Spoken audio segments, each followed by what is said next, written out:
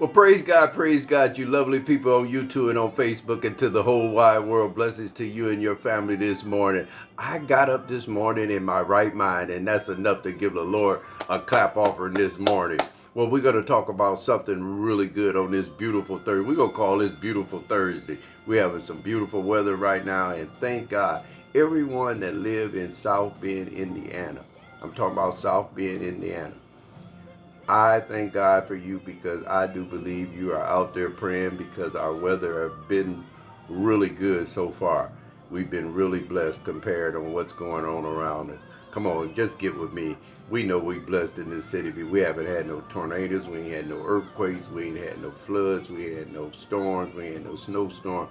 We're a blessed city. I do believe we have enough people in here praying in this city, if that make any sense. Well, just to let you know, God is up for some different stuff. God is at a move, and we as people, we think that God stay the same. God's moving with these young people too, because the young people are a different generation than when we was coming up. You know, we talked about no makeup in the church, wearing long dresses, and and the young people, they're not going along with all that crazy stuff now.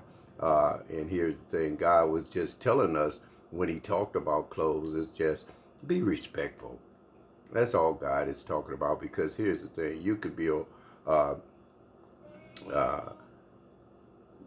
not a good woman with a long dress on. I was gonna say you could be a hoe in a long dress, and you can. And what the difference do a short dress and a long dress have anything to do with the person's character? It's all about that person. Excuse me. It's all about that person. Did you get you something to drink? Get you a little something to drink before you go to work. A lot of people get attitudes when they get a little hungry or get thirsty. So always get you a little something to drink so you don't have to pull that spirit of your attitude up, if that make any sense. But we're talking about God is doing some change and stuff. And even in my church and your church and anybody else's church, because we are the church, I'm watching the people. Even when you witness to people, it is so important that you befriend a friend before you try to throw God at them, because a lot of people don't know how to receive that. So there's a lot of things we have to change, and even how we witness to people now. I know them to go up to the young boys and say, "You got a PlayStation 5?" "Yeah, I got." I said, "Well, who you run with?" "I run with Milwaukee." I said, "I run with Golden State." I said, "You ain't no good in playing that game." "Yeah, I can beat you." I said, "No, you can't. If you beat me, go to church with me. If you can beat me, go to church with me." So I'm just giving you ideas how I slide in there.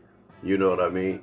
I love the I go on the west side all the time. I talk to all the young men over there. And our conversation don't start off with God, but it end up with God, because I'm there for a purpose, a plan, and a plot. Come on. I have to be cunning to get you to see some Jesus Christ sometime, because the young people just it's just different. We can't use what we used to use uh, anymore.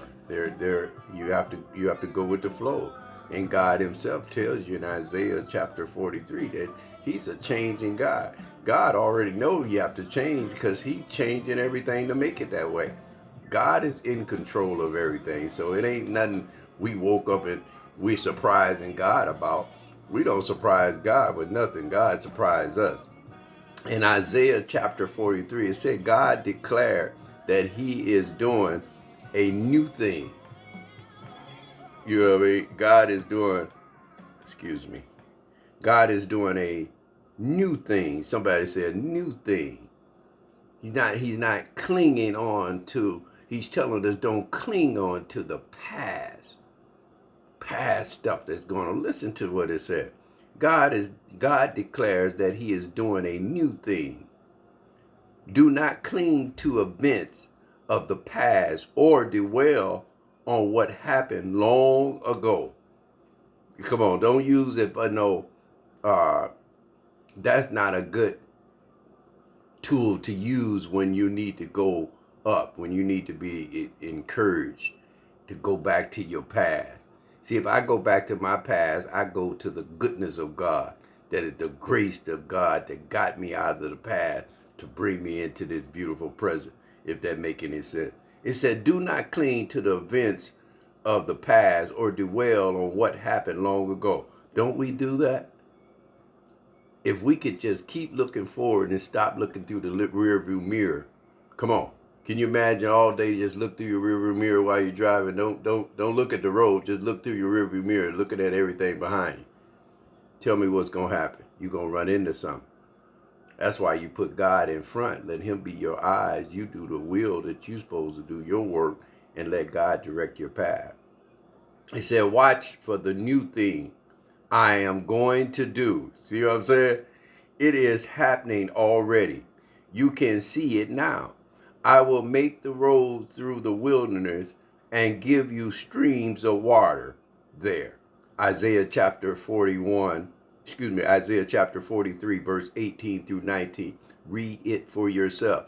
God is doing a new thing, not only in just your relationships, your school, your church, your family members, your friends, your strangers. It's a new thing God is doing, and how we as Christians have to get in there and get beside people that don't know God and compel them to come to Jesus Christ, God himself. He's doing a new thing. Come on.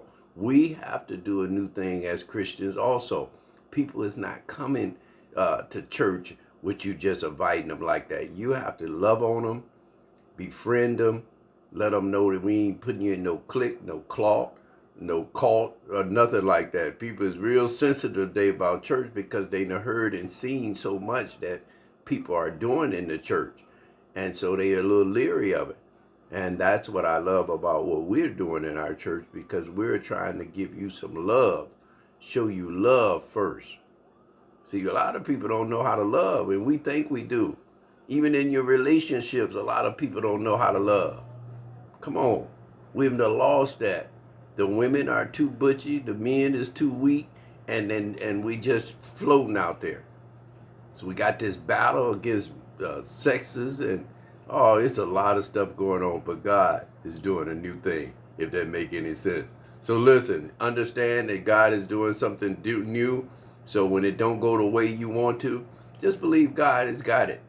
God got it, if that make any sense. Well, I love you all. That's Isaiah chapter 43, verse 18 and 19. Look it up for yourself. God is doing a new thing. And to all of you all, you have to believe that. It's not like it was in the old days. So we got to do something different, if that make any sense. Well, I love you all. You guys be blessed on this beautiful Thursday. Have a beautiful Thursday. And I'll talk to you guys tomorrow on Warning Friday. God bless.